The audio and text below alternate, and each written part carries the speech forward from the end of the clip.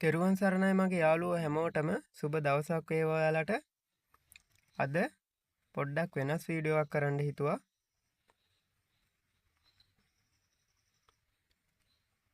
Wire දෙකක් ආපු ට්‍රාන්ස්ෆෝමරයක් තියෙන රේඩියෝ එකකට නැත්තම් හාල්ෆ් වේව් ට්‍රාන්ස්ෆෝමරයක් ආපු රේඩියෝ එකට ෆුල් වේව් ට්‍රාන්ස්ෆෝමරයක් දාගන්නේ කොහොමද කියලා තමයි මම අද ඔයාලට මේ වීඩියෝ එකෙන් කියලා දෙන්න යන්නේ.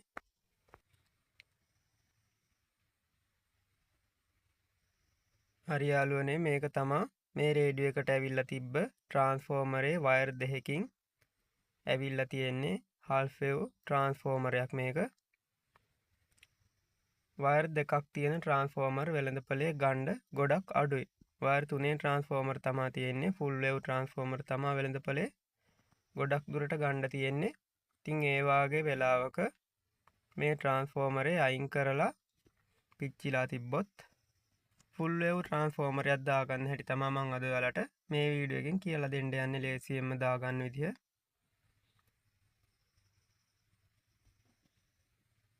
මේ තියෙන්නේ යාළුවනේ ෆුල් වේව් ට්‍රාන්ස්ෆෝමරයක්, වයර් 3ක ට්‍රාන්ස්ෆෝමරයක්, 3 වෝල්ට් මිලි ඇම්පියර් 200. මේ රේඩියෝ එකේ බැටරි කෑලි දෙකයි එන්නේ.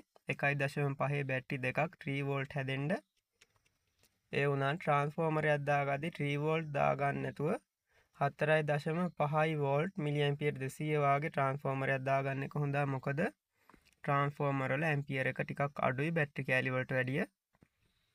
ඒක නිසා චුට්ටක් වෝල්ටේජ් එක වැඩි වුණාට ගැටලුවක් වෙන්නේ නැහැ. බැටරි කෑලි දෙකක් නැත්තම් වෝල්ට් 3ක සප්ලයි එකක් යන රේඩියෝ එකකට 3 වෝල්ට් ට්‍රාන්ස්ෆෝමරයක්ම දාන්න එපා. මොකද ට්‍රාන්ස්ෆෝමරේ ඇම්පියර් එක අඩුයි. මට 4.5 ට්‍රාන්ස්ෆෝමරයක් හොයාගන්න තිබ්බේ නැහැ. ඒක නිසා 3 වෝල්ට් එකක් ගෙනාවා. ඔයාලට පෙන්වන්න ඕන නිසා. වෝල්ටේජ් එක අඩු වුණාම යාළුවනේ රේඩියෝ එකේ වොලියුම් කරද්දි ස්පීකරේ අපැහැදිලි වෙනවා. ඒක නිසා 4.5 ට්‍රාන්ස්ෆෝමරයක් දාගන්න. මිලි ඇම්පියර් වැඩි වෙන ගානට ට්‍රාන්ස්ෆෝමරේ සයිස් එක ලොකු වෙනවා. මේ පොඩි රේඩියෝ එකට එන්නේ මිලි ඇම්පියර් 200යි 300 න රේඩියෝත් තියෙනවා. මිලි ඇම්පියර් ගාන වැඩි වෙන්න ට්‍රාන්ස්ෆෝමරේ සයිස් එක වැඩි වෙනවා. ඔයාලට පේන ඇති යාළුවනේ මෙතන ට්‍රාන්ස්ෆෝමරෙන් ආපු නිල් පාට වයර් දෙකේ කෙලින්ම ගිහින් රෙක්ටිෆයර් එකක් හරහා DC වෙලා මදර් බෝඩ් එකට යනවා රේඩියෝ එකේ. ඔයාලට පේනවා ඇති මෙතන ධන ඍණ ගහලා තියෙනවා. AC ලයින් එක රෙක්ටිෆයර් එකට ඉන් වෙලා DC වෙලා අවුට් කරන තැන ඍණ පින් එක මේකේ කපලා අයින් කරගමු අපි. මොකද අපි හයි කරන්න යන්නේ වයර් 3ක ට්‍රාන්ස්ෆෝමරයක්.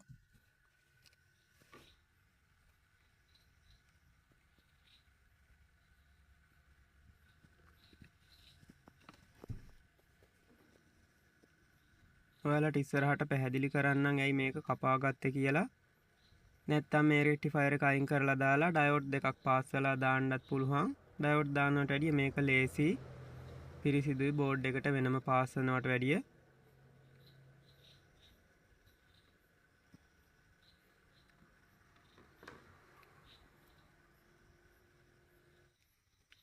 හරි යාළුවනේ, මේ රෙක්ටිෆයර් එකේ ඍණ පින් එක අපි කපා ගත්තා. මේක ඇතුලේ මේ විදිහට තමයි ඩයෝඩ් 4ක් තියෙන්නේ. ඔයාලට පෙන්වන්න පැහැදිලි වෙන්න ඕන නිසා මේ විදිහට මම ඇඳගත්තා.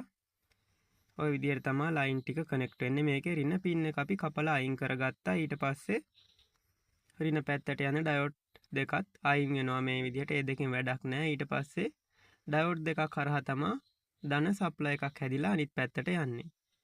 මේ විදිහට රෙක්ටිෆයර් එකේ ඍණ පින් එක කපපුවාම අමතරව ඩයෝඩ් දාන්නවත් මේ රෙක්ටිෆයර් එක ගලවලා අයින් කරන්නවත් ඕනේ නැහැ. ওই විදිහටම ඩයෝඩ් දෙකකින් DC සප්ලයි එකක් අනිත් පැත්තට ගන්න පුළුවන්.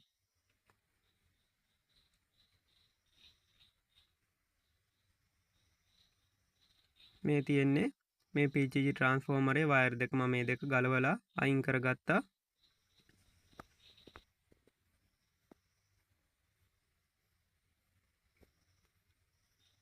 මේ තියෙන්නේ අපි දාන්න යන ට්‍රාන්ස්ෆෝමරේ 3 වෝල්ට් මිලි ඇම්පියර් 200.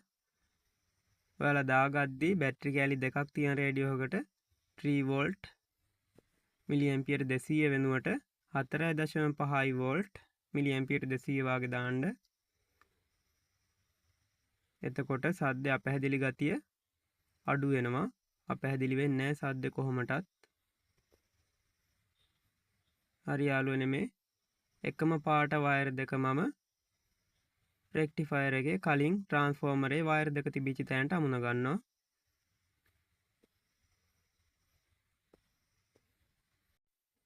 මේ වයර් දෙක හරහා AC කරන්ට් එක රෙක්ටිෆයර් එකට ඉන් වෙලා ඉතුරු වෙලා තියෙන ඩයෝඩ් දෙකෙන් DC වෙලා DC ධන වෝල්ටේජ් එකක් බෝඩ් එකට අවුට් කරනවා.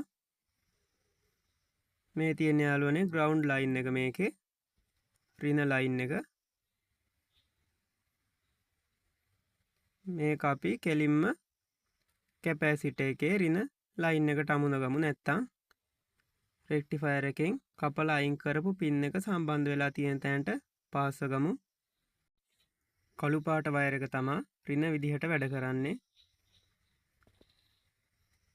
කැමරාව චුට්ටක් අවුල් ෆෝන් එකෙන් වීඩියෝ කරන හින්දා. හරි යාළුවනේ ඔයාලා තව චුට්ටක් පැහැදිලි කරගන්න දැන් ඩයෝඩ් 4ක් තියෙන රෙක්ටිෆයර් එක ඇතුලේ මේ විදිහට ඩයෝඩ් දෙකයි වැඩ කරන්නේ. ඍණ ලයින් එක කපලා අයින් කරුවා. ඒක නිසා ඒ ඩයෝඩ් දෙකෙන් වැඩක් වෙන්නේ නැහැ. ඩයෝඩ් දෙකකින් DC වෝල්ටේජ් එකක් හදලා බෝඩ් එකට දෙනවා. මේ රෙක්ටිෆයර් එකෙන් මෙතන පින් එක කපලා අයින් කරගත්ත අපි එතෙන්ට ට්‍රාන්ස්ෆෝමරෙන් එන කළු පාට වයර් එක පාස් ගමු.